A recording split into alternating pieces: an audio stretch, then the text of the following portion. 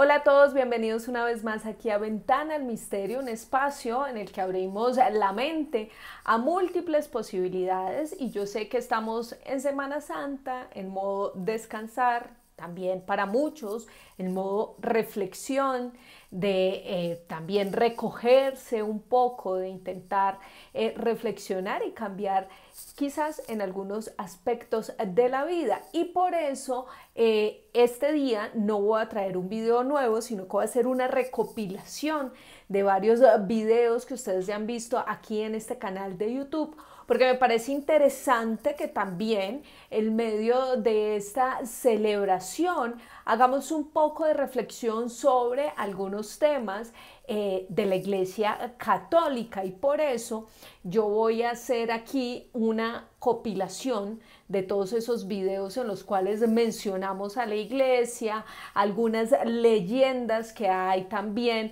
alrededor de esos mitos que se han ido generando con estas historias, por ejemplo la papisa Juana, también el famoso sínodo cadavérico, y quiero traer esto como si fuera una especie de resumen de Semana Santa, a ver cómo nos va y si les gusta recordar nuevamente estas historias.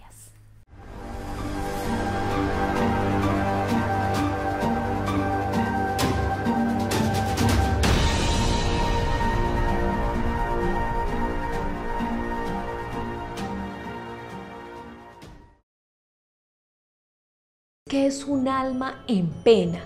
Según la Iglesia Católica, se trata de aquellas personas que han muerto con un pecado, que no han sido absueltos y que por ende necesitan descender hasta el purgatorio, pagar sus penas allí y luego poder transitar hasta el reino de los cielos.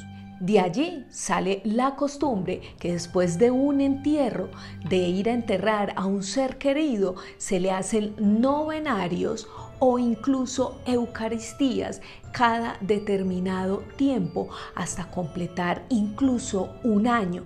Esto con el fin de que aquellas oraciones y súplicas pudieran ayudar a esa persona a trascender del purgatorio, así ser absuelto y perdonado rápidamente y poder abrir esa puerta hacia el cielo, al reino de Dios, a lograr estar en esa paz que tanto se busca en el más allá.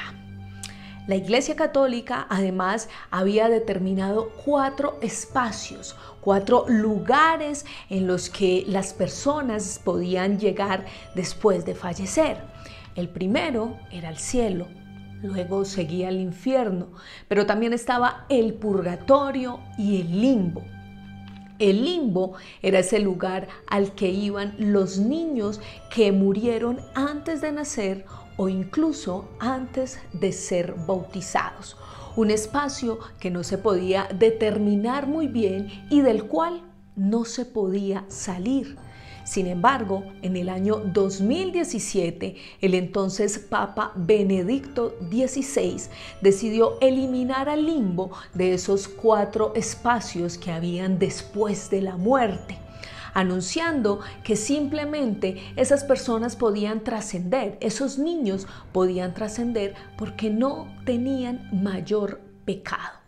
Asimismo, el mismo Papa Benedicto aseguró que el purgatorio solo se trataba de un lugar imaginario, que no era un lugar específico o un lugar físico, y de esa manera, a través precisamente de esas oraciones, la gente podía transitar después de haberse arrepentido hasta el cielo sin tener que pasar por el purgatorio. Actualmente, la Iglesia Católica asegura que el purgatorio sigue existiendo, pero solo como un lugar de paso al que van esas almas que están atormentadas. Es ese espacio intermedio antes de trascender y buscar esa paz tan anhelada. Se habla incluso que aquellas personas que han muerto de manera violenta o aquellos que por medio precisamente de un conflicto terminan sin ser sepultados, sus cuerpos arrojados a lugares donde nadie puede encontrar, son aquellas que se convierten en almas en pena, esas que van deambulando buscando su lugar de descanso, aquellos espíritus que no saben ni siquiera cuál es su proceso para trascender. Y de allí sale esa tradición de orar a esas almas en pena, de ayudarles a través de velas e incluso de oraciones para que puedan trascender. Sin embargo, a las almas en pena se les pide, pero hay algo bien interesante y es que se les debe siempre seguir el ritual de la oración, de la novena o de la vela que se le encendió, cumplir con eso que se le prometió a aquella alma, que aunque está en búsqueda de ayuda, también ofrece favores. Un alma al que hay que cumplirle, porque de lo contrario puede resultar tormentoso. De todas estas almas del purgatorio hay una que se destaca y es la famosa ánima sola.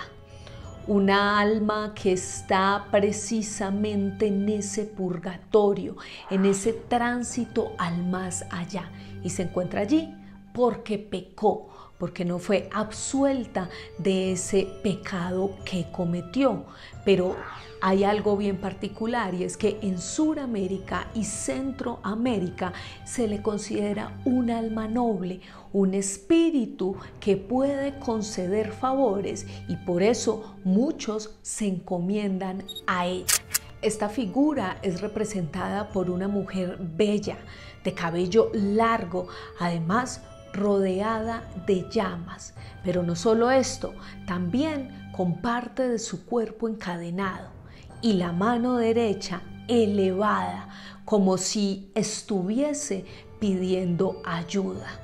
Una figura que se convirtió en una santa popular a la que las personas no solo le rezan para que salga de ese purgatorio, sino también para que conceda favores. Pero ¿cuál es la historia real de aquella ánima sola?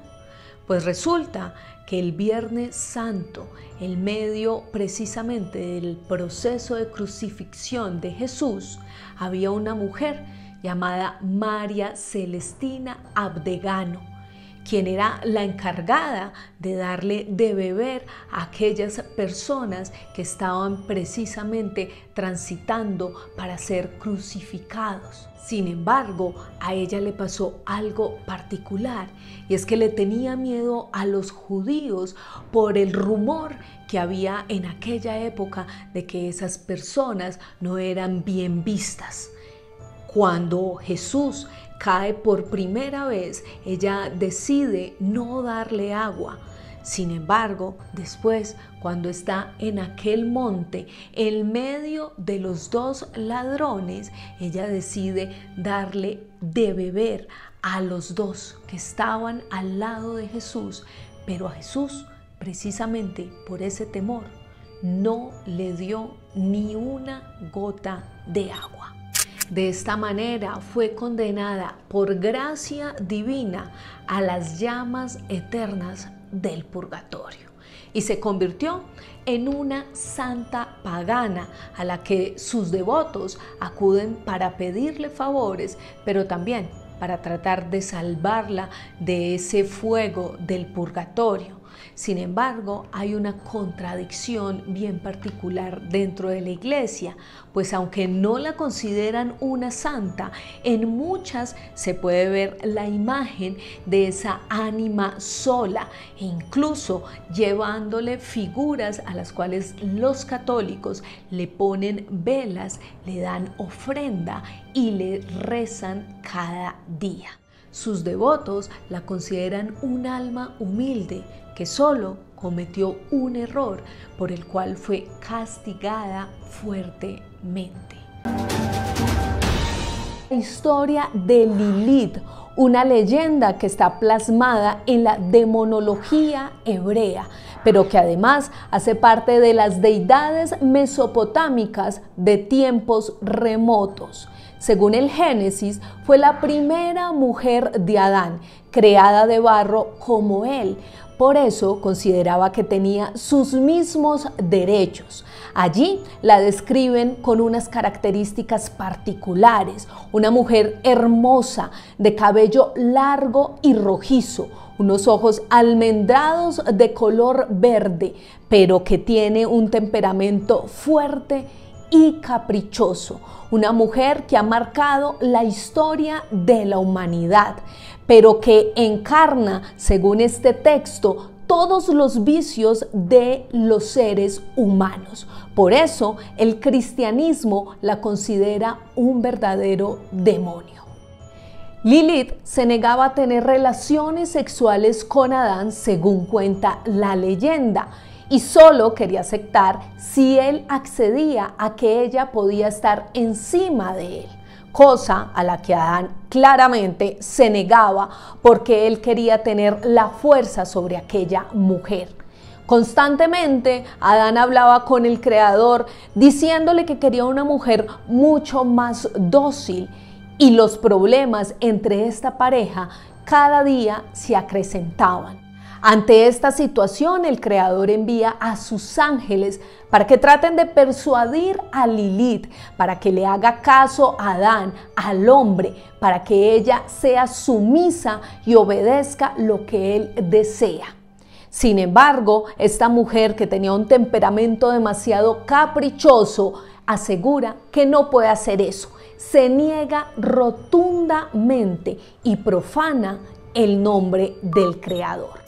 Esta situación se complica bastante. Los ángeles no saben qué hacer con Lilith, y ante tal desobediencia hay un movimiento que termina generando un hueco en la tierra.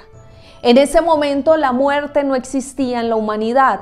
Por eso mismo lo que pasa es que Lilith llega hasta las profundidades de la tierra y allí crea unos demonios, los súcubos y los íncubos, que vendrían siendo sus hijos, los hijos de esta mujer que había desobedecido al Creador.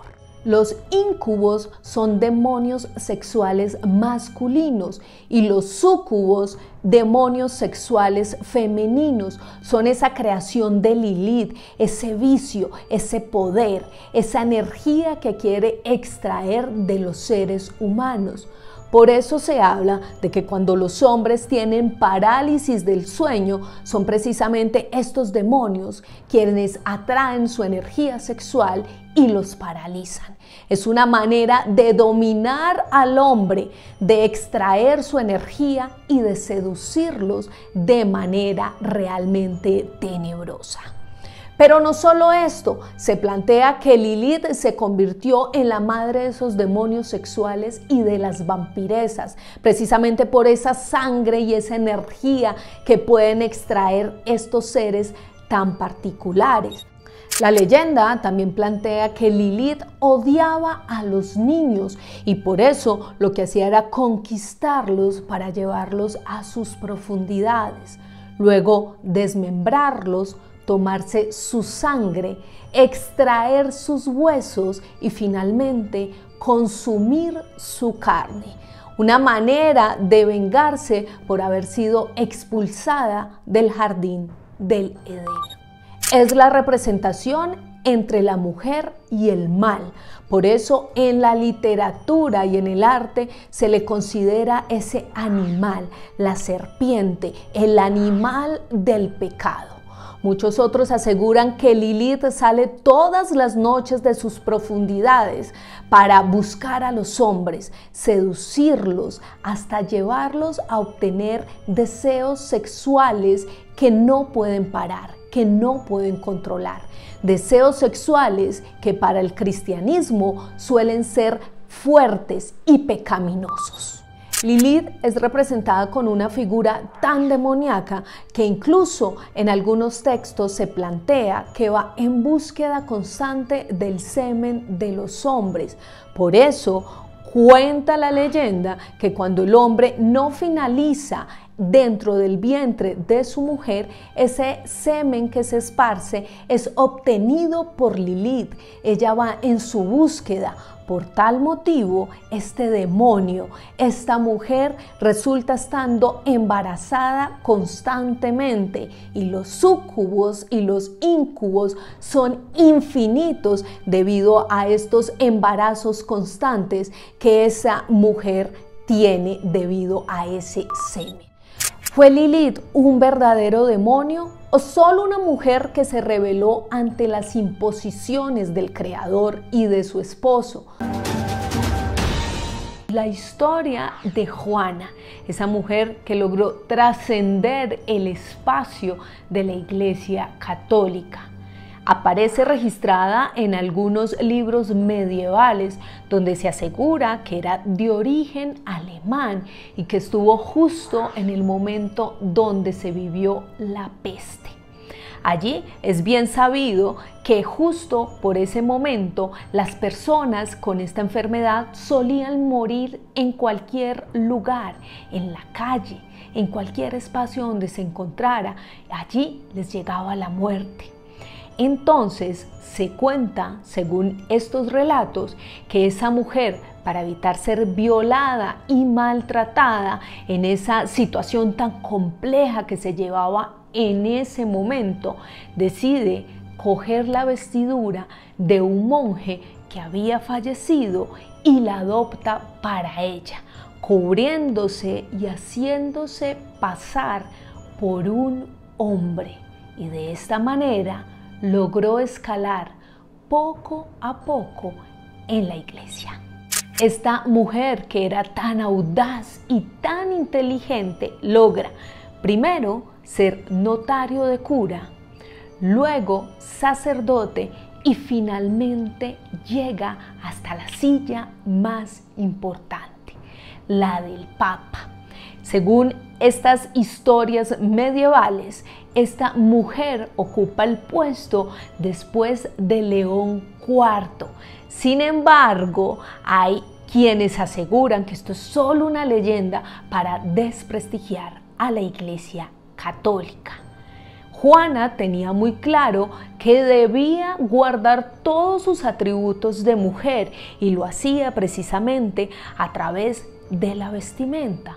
Solo no calculó una cosa: esta mujer tenía una relación sentimental con un guarda militar y de esa relación queda embarazada. Pero ¿cómo se dan cuenta que Juana es una mujer y que además está embarazada? Pues resulta que en medio de una procesión, esta mujer empieza a tener los dolores naturales del parto. Justo allí, para en medio de esta procesión y da a luz. Inmediatamente se genera una conmoción alrededor de todos los fieles que van en compañía de aquella papisa. Empiezan a hablar, a pensar qué van a hacer con esta mujer y toman una decisión que realmente es sangrienta, terrorífica y dolorosa.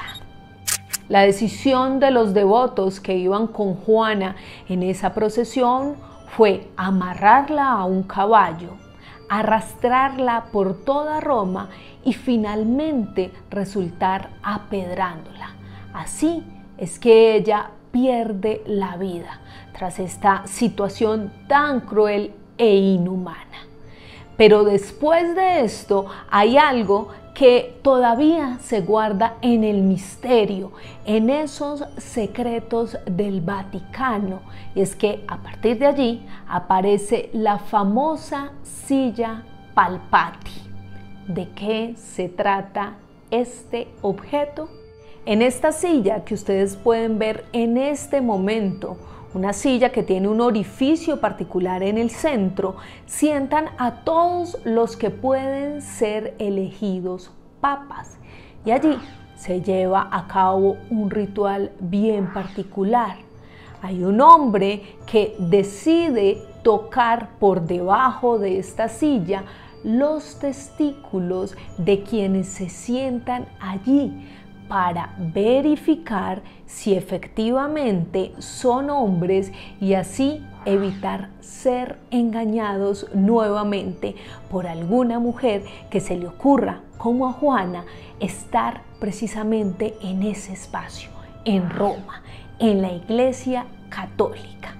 Es bien sabido que la Iglesia ha negado rotundamente esta historia, asegurando que lo de Juana es tan solo una leyenda, que además fue inventada por la Iglesia Ortodoxa para desprestigiar de alguna manera a la Iglesia romana y católica, y así crear todo una leyenda alrededor de esta mujer y un desprestigio, precisamente hablando del odio que ellos supuestamente le tienen a la figura femenina. El encargado de hacer este ritual de la silla palpati también tiene un discurso particular y es el siguiente.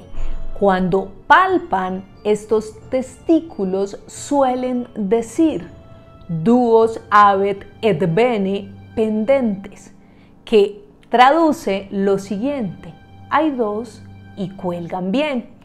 A lo que el resto de las personas, de esos hombres que están allí presenciando este ritual, contestan Deo gratias, que quiere decir a Dios gracias. Es toda una historia que parece ir más allá de la leyenda, que en algunos casos genera un poco de risa, de broma, pero lo cierto es que esta silla palpati hace parte de los objetos más representativos del Museo Romano. Entonces, muchas veces se le ha cuestionado a la Iglesia de por qué, si niegan la historia de Juana, esta silla está en el museo. A lo que ellos han respondido que esto simplemente se trataba de un retrete, que era una silla que ellos denominaron la silla de los excrementos. Algunos estudiosos y cronistas de esta época aseguran que Juana, la famosa papisa, sí existió, que fue real, que su único pecado fue fornicar siendo mujer en una época donde ellas tenían todos los derechos prohibidos. Además, por supuesto, haber engañado a la Iglesia Católica. Dentro de la Iglesia Católica, dentro del cristianismo, muchas celebraciones que eran consideradas paganas se fueron transformando a través del tiempo y fueron dando como origen a otras celebraciones o a convertirlas, como ellos decían, en algo un poco más limpio e incluso que agradara a Dios. ¿Y por qué les digo esto? Porque la historia de San Valentín o el día de San Valentín realmente se remonta a la época romana. Y estamos hablando de que habían unas fiestas que eran las fiestas lupercales que se celebraban entre el 13 y el 15 de febrero. Digamos que inició toda esta historia. Les voy a mostrar aquí una imagen de cómo era esto, que realmente era una especie de carnaval, de festival. Según la leyenda, pues la leyenda romana, conocemos casi todos que Rómulo y Remo, que eran considerados o que son considerados los gestores de Roma, pues fueron amamantados por una loba y esa loba se llamaba Luperca. Esa loba fue la que dio paso o se convirtió en un animal bastante importante para todos los romanos, y por eso entre el 13 y el 15 de febrero, pues estos romanos decidieron celebrar unas fiestas en honor a esta loba, una fiesta que la llamaban los Lupercales.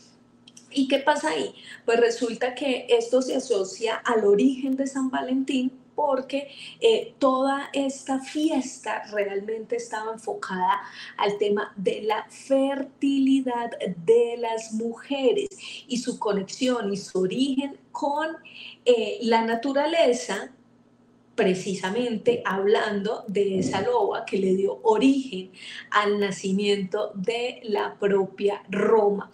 Y era bastante curioso, así como ustedes lo pueden ver en la imagen, eran hombres que algunos estaban casi que desnudos, otros vestidos con tan solo pieles, y lo que hacían era perseguir a las mujeres. Las golpeaban con tiras de piel de cabra, y esto supuestamente, este ritual servía precisamente para darles fertilidad a las mujeres. Y era una de las fiestas que hacían, digamos que con mayor devoción estos romanos, precisamente para entender todo el tema de la fertilidad, y así pues que estas mujeres que eran jóvenes pudieran de alguna manera ser tan prósperas y fértiles como había sido la loba que dio de comer a Rómulo y Remo. Pero detrás de esta fiesta hay algo que parece bastante polémico. ¿Y por qué les digo que polémico? Porque entendemos también, digamos que las culturas, y acá se los he dicho, y las tradiciones, de manera diferente dependiendo en dónde nos ubiquemos, no solamente en el espacio y el tiempo, sino de manera geográfica. Y es que miren, realmente esto que les cuento del pedazo de cabra con el que le pegaban a las mujeres es muy real, pero según la descripción de algunos textos, las fiestas realmente se iniciaban con el sacrificio de una cabra y además de un perro. Sacrificaban una cabra y un perro ese 13 de febrero y lo situaban en un monte que es el Monte Palatino. Supuestamente, según la leyenda, fue precisamente en ese monte donde habían sido amamantados Rómulo y Remo. ¿Y este ritual en qué consistía? En dejar allí estos dos animales que ya habían sido sacrificados para que de alguna manera obtuvieran esa energía de la fertilidad de la loba luperca. Entonces, los sacerdotes romanos de esa época, pues se dedicaban específicamente a hacer todo este ritual y a generar todo este culto alrededor de esa fiesta. Eran escogidos estos sacerdotes también dentro de los más importantes y destacados en ese momento para llevar a cabo esta celebración. Y atención a esto, resulta que esos sacerdotes se untaban la frente de sangre de esos animales sacrificados y además se tomaban la leche de la cabra, se ataban la piel de estos animales, tanto de la cabra como el perro, y parecía ir disfrazados de alguna manera a este carnaval. Además se adecuaban unas máscaras como de especie de lobo que recubría toda su cara. Otros tantos, los hombres que participaban en este ritual, tenían que cubrirse la cara con barro para hacer de alguna manera la similitud de esos animales, de esa loba que generaba esa fertilidad. Y se reunían en un sitio específico, tanto hombres y mujeres de cada grupo, y lo que hacían era los hombres empezar a golpear de manera bastante absurda a las mujeres con esas pieles, con las pieles de las cabras y de los perros, para finalmente decirles que estaban bendecidas de alguna manera para poder tener ese favor de los dioses. Y es que mire, nos puede parecer muy cruel, pero hay que entender el significado simbólico que tenían estos dos animales. Por un lado, la cabra, que realmente reafirma de alguna manera la fertilidad de la mujer, y por otro lado que esos sacerdotes estuvieran vestidos de lobo, lo que representaba el dominio, la fuerza del lobo que de alguna manera lo que hacía era concederle ese favor a aquellas mujeres que no podían tener hijos y luego pues por supuesto resultaban haciendo este ritual para lograr dar a luz y así de alguna manera agradecer a los dioses por ese favor. Una fiesta que se celebró muchísimos años, esto se remonta más o menos entre los años 700 y 800, donde estaban pues precisamente todos estos rituales y de alguna manera los cristianos de la época no veían esto con muy buenos ojos y decían que era una fiesta pagana. Uno, hacían sacrificio de animales y dos, además golpeaban a las mujeres con estos restos, con esa piel de los animales y allí empieza por supuesto a haber digamos que una discordia entre esas tradiciones romanas y la Iglesia Católica o los cristianos de la época mejor. Tanto así que empiezan precisamente los cristianos a tratar de transformar esa fiesta, a darle un carácter mucho más cristiano, por decirlo así, y a dejar de lado lo que para ellos era algo pagano o satánico, también podríamos decirlo. Y fue precisamente cuando la iglesia intentó reemplazar esta festividad y dijo, ahora, ¿qué vamos a hacer? ¿Cómo convivimos con esta situación? ¿Cómo le damos la vuelta a esto que están celebrando estos personajes para que de alguna manera pues podamos llamar la atención de los ciudadanos, de la gente, que no sigan haciendo esas cosas que no son de Dios, dirían por ahí, y que realmente encontremos una festividad que reemplace esa fiesta pagana? Y ahí empiezan a investigar los cristianos, bueno, ¿qué hacemos? ¿Qué nos inventamos? Y resulta que ese día, el 14 de febrero, existe la muerte de un santo de la Iglesia Católica que es llamado San Valentín. Entonces, a partir de ese momento, el monseñor de la época, que se llamaba Rey Plag, empieza a hablar precisamente de la fiesta de San Valentín. Pero detrás de San Valentín hay también una historia un poco triste. Y es que San Valentín fue un santo católico que realmente se convirtió en un mártir. Hay varias versiones de este famoso San Valentín. Una dice que se remonta a los tiempos del emperador Claudio, en la antigua Roma también, donde supuestamente Claudio prohibió a los jóvenes solteros casarse y vivir en matrimonio. Ya que él consideraba que si los hombres estaban solteros y sin familia, podrían ser considerados mejores soldados y por eso evitaba que estos se casaran. Entonces, el sacerdote cristiano Valentín estaba en esa época y lo que decidió hacer fue rebelarse en contra de este decreto del emperador y empieza a casar a escondidas a parejas jóvenes y por supuesto que el emperador se da cuenta de esto que él había dicho que no podían hacer, manda a capturar a Valentín y termina supuestamente asesinando a este sacerdote, a Valentín, que a escondidas del emperador, pues lo que hacía era casar a estos jóvenes que decidían unir sus vidas. Esa es una historia. Por otro lado, hay otra historia que cuenta que realmente San Valentín era también un sacerdote que además vivió en la Edad Media y que custodiaba la Basílica de Terni. Esto es precisamente ahí, en Terni, es donde están los restos de San Valentín. Eso fue entre Francia e Inglaterra. Pues resulta que supuestamente esto le dio paso, o este sacerdote, según algunos textos antiguos, lo que hacía era que armaba parejas como una especie de cupido, por decirlo así.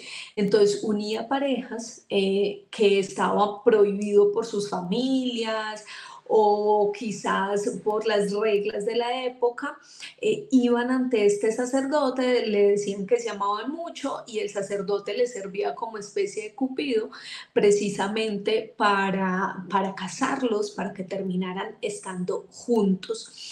Y se supone que también para esa Edad Media esto estaba prohibido y lo que hicieron fue precisamente sacrificar a este sacerdote, a San Valentín. Hay otra historia que nos habla de que por esa época, entre el 13 y el 15 de febrero, realmente lo que pasaba era que los pájaros comenzaban las danzas del amor, es decir, empezaban a conseguir pareja y por eso muchos sacerdotes estaban enfocados en esperar esas fechas y celebraban además que llegaran estos pájaros a encontrar sus parejas que los iban a acompañar durante toda la vida. Esta es una historia un poco más romántica, muchísimo más romántica, pero que también nos habla de una versión muy particular sobre ese origen de San Valentín, que como les digo, realmente pasó de ser una fiesta pagana a una fiesta que el cristianismo trató de cambiar y darle otra versión para llamar la atención y alejar un poco todo este tema del ritual pagano que hacían los romanos frente a la fertilidad. Lo cierto lo cierto es que en todas estas diferentes versiones lo que podemos destacar es que finalmente sí está muy relacionado con el tema de parejas, el famoso día de San Valentín, de la unión, no solamente de las parejas, sino también de los pajaritos, como les contaba al final, pero que digamos que poco a poco ha ido evolucionando. ¿Qué son los estigmas?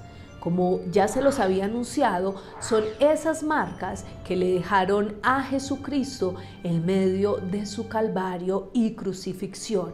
Las marcas en las manos, en los pies, incluso en su frente con esa corona de espinas y la lanza en su costado. Se habla que muchas personas creyentes pueden llegar a sufrir este mismo fenómeno, representando, por supuesto, el sufrimiento que tuvo que padecer Jesús. Los estigmas en muchos casos pueden ser visibles, es decir, se ve perfectamente la herida en las manos, los pies, en el costado. En algunas ocasiones es sangrante, constantemente se puede vislumbrar esto allí. Sin embargo, hay otras personas a las que les duele esos puntos específicos, pero ni sangran ni tienen una herida permanente o constante. En la Iglesia Católica hay alrededor de 70 beatos o santos que han sufrido estigmas. Por eso, en este contexto, se cree que efectivamente este fenómeno es real. Sin embargo, no se vende como dogma de fe. Quienes han tenido estos estigmas tampoco aseguran precisamente su proceso de beatificación. Son muy largos los procesos para estudiar dentro de la Iglesia Católica si este fenómeno es real o no, y así lograr tener precisamente un ascenso o una certificación de estos procesos que se llevan a cabo con este fenómeno tan particular. Este fenómeno, por supuesto, también ha sido estudiado por los científicos u hombres de ciencia. Algunos aseguran que se trata del poder de la mente sobre el cuerpo, que son aquellas personas que por ser fervientes creyentes hacen que su cerebro pueda de alguna manera infringir ese dolor y esas huellas que se le marcaron a Jesucristo en medio de su crucifixión.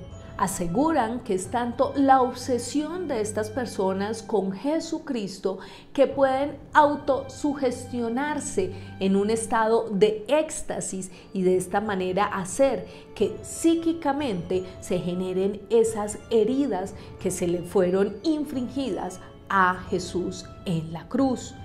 La postura de la Iglesia Católica es bastante ambigua respecto a este fenómeno tan particular, pues aunque son muchos los canonizados precisamente por sufrir de estos estigmas, lo cierto es que cuando están en el contexto, cuando estos hechos se están haciendo reales y se muestra ante la sociedad, suelen de alguna manera rechazarlos e incluso generar un aislamiento de esas personas con la Iglesia Católica.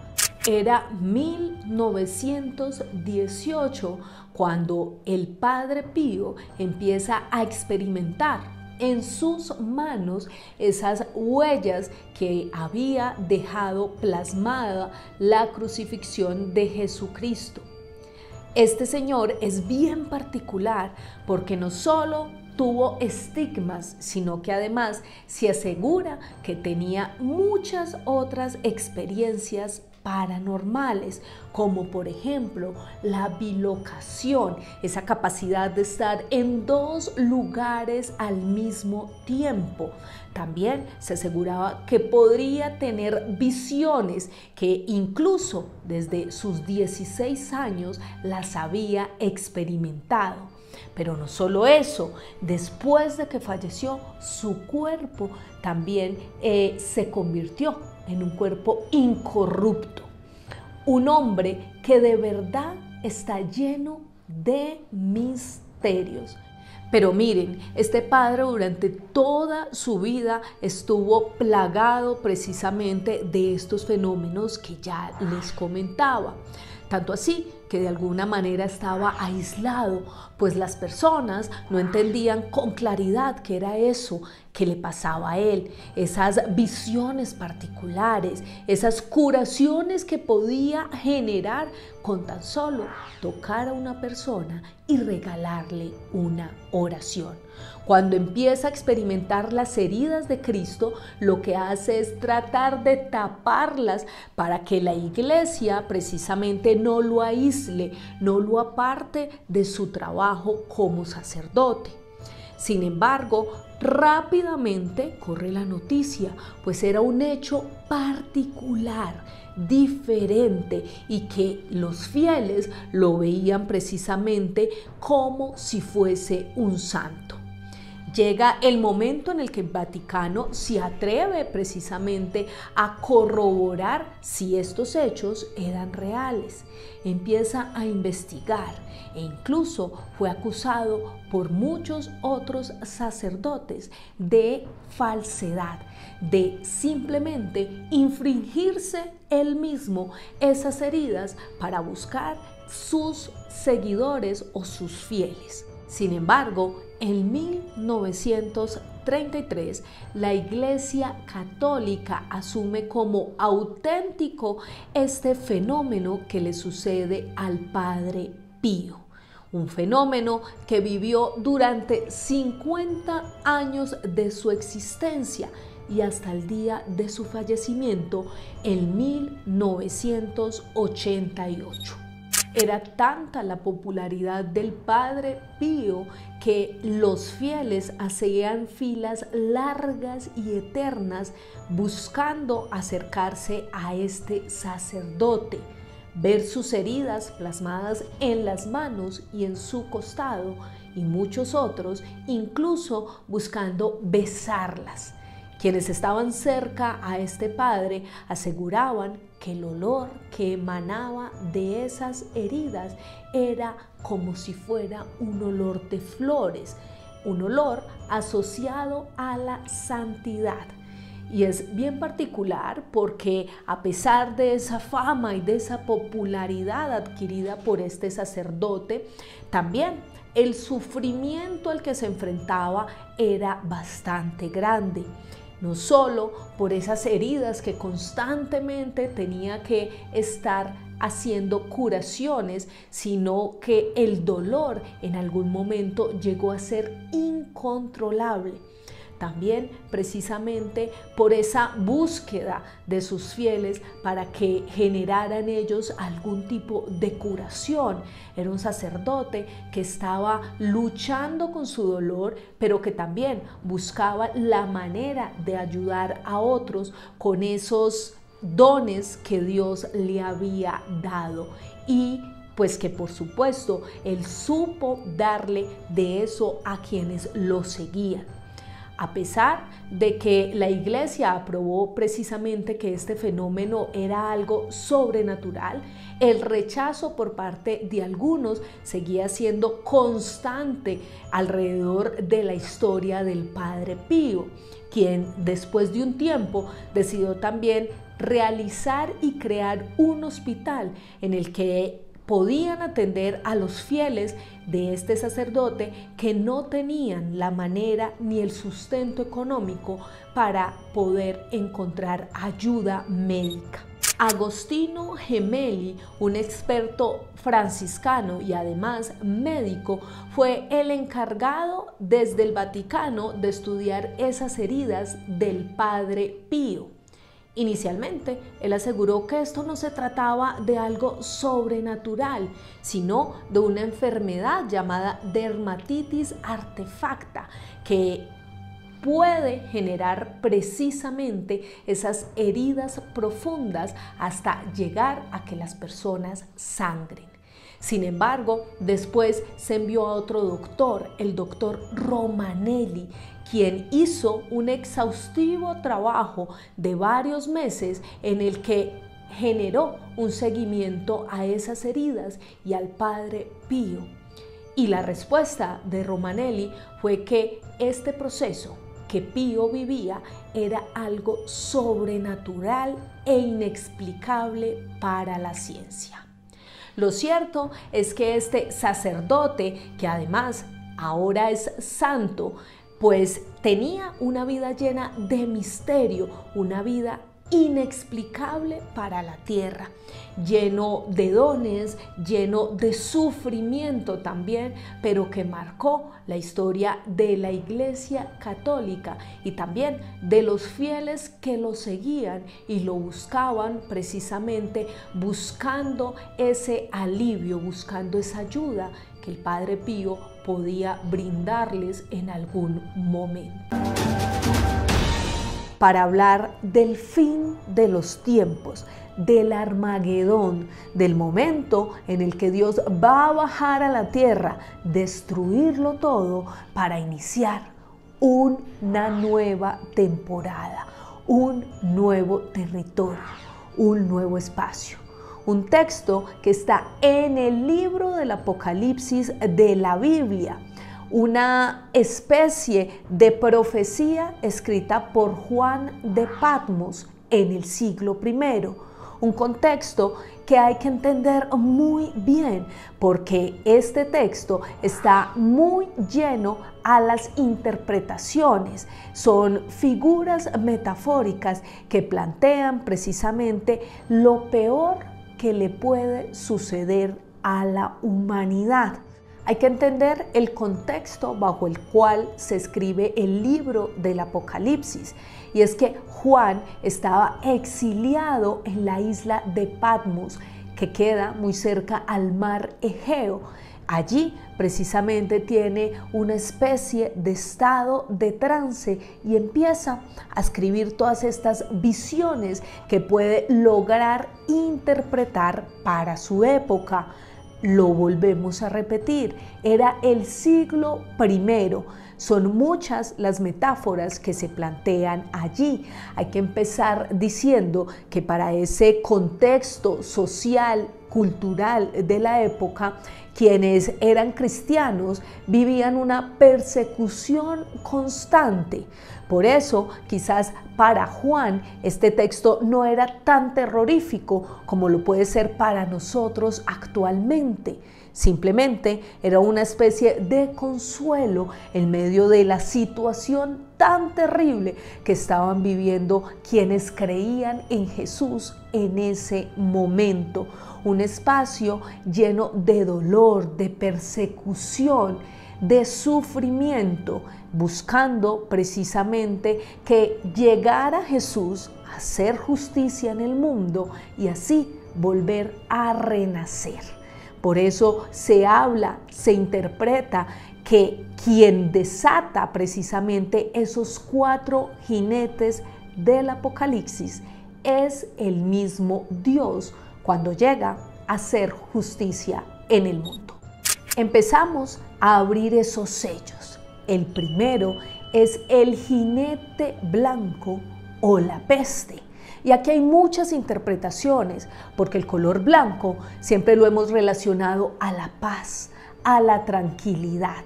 Sin embargo, algunos plantean que precisamente es esa maldad que viene disfrazada que está presente aquí. Muchos lo relacionan incluso con los antipapa, esos seres que vienen supuestamente a dar alabanza a Dios, pero que de alguna manera nos están engañando. Otros han generado la interpretación de este primer jinete con Hitler, un líder que pudo mover de alguna manera al mundo, a los alemanes que se dejaron conquistar por sus ideas absurdas. Después del jinete blanco se convierte en un efecto dominó, se rompe el siguiente sello. Y aparece el segundo jinete, el jinete rojo, la guerra. Y este es quizás el más aterrador. El color rojo representa precisamente esa sangre, esa lucha, esa guerra. Muchos intérpretes del Apocalipsis han asegurado que esto tendría mucha relación con las armas nucleares, que es precisamente esas que están ahí quietas, pero cuando se puedan despertar, cuando se puedan utilizar, pueden llegar a destruir el mundo. La guerra es eso a lo que todos le tenemos miedo porque pensamos precisamente que eso sería el fin de la humanidad. Otros intérpretes aseguran que estamos llegando actualmente a ese sello rojo, a ese jinete de la guerra, debido a las tensiones que se vienen armando entre diferentes países. Otros tantos lo relacionan incluso con Corea del Norte, precisamente por el color rojo. Miles de interpretaciones a este jinete rojo que está representado con una espada y que simboliza esa guerra que puede traer precisamente el fin del mundo, que luego de este se puede destapar otro sello, el tercer sello. Y aparece después de este el tercer jinete. El jinete negro, el que representa el hambre, un jinete que tiene en su mano una especie de balanza y se habla de que después de terminar la guerra será muy difícil encontrar el sustento. Por eso precisamente esa balanza que lleva este ser en su mano. Algunos intérpretes aseguran que se trata del calentamiento global, una situación de la que estamos hablando desde hace muchos años, pero que parece que algunos gobiernos e incluso algunas personas se niegan a aceptar este proceso. Otros intérpretes y estudiosos del Apocalipsis aseguran que esa balanza también tiene relación con el tema económico, pues después de desatar una guerra, encontrar el equilibrio social, político y económico entre las naciones será completamente difícil. Por último, aparece el cuarto jinete, el jinete amarillo o bayo, el color de la muerte, el fin después de este efecto dominó. Se habla, según algunos intérpretes, de que este sería el fin de todo, pero también el renacimiento, porque después de la muerte solo queda el resurgimiento. Sin embargo, otros tantos plantean que ese sería el fin último, que no habría nada más allá.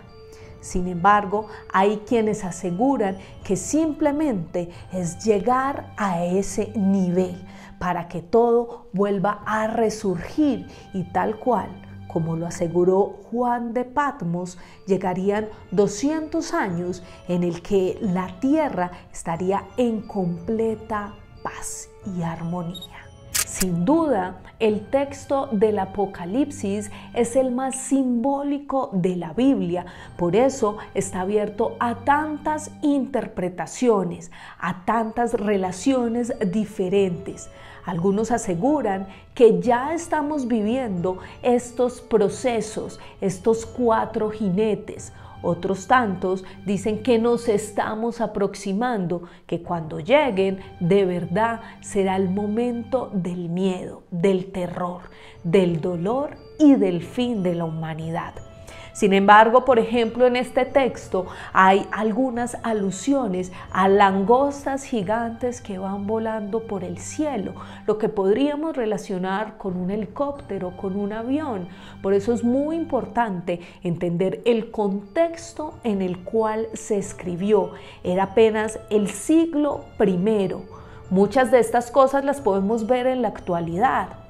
Grandes estructuras, como decía Juan, que podían disparar fuego. Quizás los armamentos que tenemos actualmente en nuestros ejércitos que pueden bombardear o tirar armas destructivas. Por eso, vuelvo y les repito, depende el texto, depende de la interpretación que se le dé a este para poder explicar estos procesos y estos jinetes del Apocalipsis. Y es el sínodo cadavérico, o también conocido como sínodo de terror.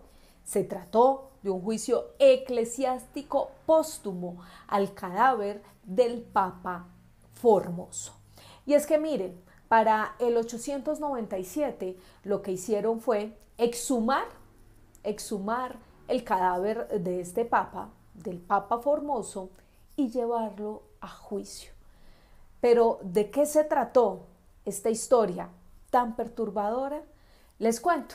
El Papa Formoso gobernó durante varios años el Vaticano y allí nombró al señor Lamberto II de Spoleto como el rey de Italia.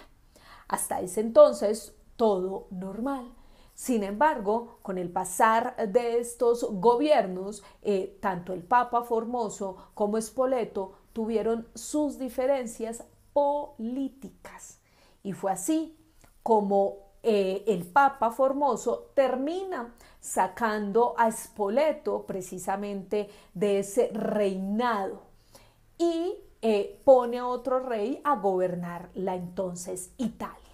Sin embargo, Spoleto, que era un tipo que venía de una familia de reyes, pues quedó un poco abrumado con esa situación de Formoso y estuvo ahí pendiente de cada detalle del gobierno de este papa. Después de varios años en el poder, el Papa Formoso fallece. Es enterrado normalmente y llega a la cabeza del Vaticano Esteban VI. Esteban VI termina aliándose con Spoleto y deciden ambos exhumar el cadáver del Papa Formoso y llevarlo a juicio.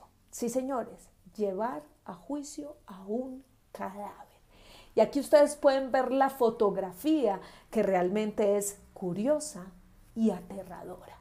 Era el cadáver sentado en una banca de juicio en la cual estaba siendo juzgado por prejuicio y además por haberse hecho ilegal al papado. Es decir, lo que estos personajes querían hacer era eliminar todas las leyes y las reformas que había hecho Formoso cuando fue papa. Y qué mejor opción para ese entonces que eliminar todos los recuerdos que tenía la sociedad del Papa Formoso, pero además decir que había sido ilegal y de esta manera poder eliminar no solo sus recuerdos, sino también las reglas que éste había dejado. Y hay que aclarar una cosa, para esa época Roma funcionaba de manera diferente y era habitual que se realizaran este tipo de juicios para destruir precisamente la memoria de alguien. Esa era la costumbre. La intención era anular ese papado y poder realizar nuevas reformas que claramente con las que el Papa Formoso no había estado de acuerdo. El juicio duró varias horas. Al final, el Papa Formoso termina siendo culpable de estos hechos y es despojado de sus vestiduras. Eliminan de este cadáver toda la vestimenta de papa, pero además, atención a esto que me parece una de las cosas más crueles, es que terminan cortándole los 3 dedos de la mano derecha con la que el Papa Formoso bendecía a las personas y las decisiones que había tomado. Era un papa ilegal, según el juicio, y por eso debía pagar. Pero además era el símbolo por el cual decían que este personaje y además todo lo que Abel había dicho y hecho durante su papado no tenía ningún valor. Una historia terrible, cortarle a un cadáver 3 dedos para eliminar su memoria. Y es allí donde nace la leyenda, pues según algunos, el cadáver de Formoso fue encontrado por un pescador que lo recogió, lo llevó y lo conservó durante un tiempo, durante unos años, hasta que finalmente llega al pontificado Sergio III. Es cuando este pescador decide ir hasta el Vaticano y pasar, entregar los restos de Formoso. Supuestamente, hasta el día de hoy, yacen estos restos en el Vaticano. Sin embargo, les digo que esto es leyenda porque es lo que algunos historiadores cuentan, pero los registros del Papa Formoso como tal dentro de la Iglesia Católica son casi que nulos. Es muy poca la información sobre este juicio del sínodo cadavérico y también sobre lo que sucedió después con el cadáver y los restos de este papa. ¿Verdad? ¿Mentira? ¿Leyenda? Un poco de las dos. Lo cierto es que hay registros históricos que nos hablan de ese juicio tan cruel a un cadáver que exhumaron, lo despojaron de sus vestiduras, le cortaron 3 dedos y lo arrojaron al río para que su memoria y sus decisiones se perdieran. Bueno, ya ahí veían ustedes este resumen de estas historias interesantes acerca de todo lo que tiene que ver también un poco con el Vaticano y con la Iglesia Católica. Así que si les gustó este resumen, pues los invito a que me dejen sus comentarios ahí en la cajita, le den dedito arriba a este video y si quieren saber un poco más, porque aquí solo hay algunos fragmentos, pues vayan a la lista de reproducción y busquen los videos completos de este resumen que les traje el día de hoy. Por hoy cerramos esta ventana al misterio.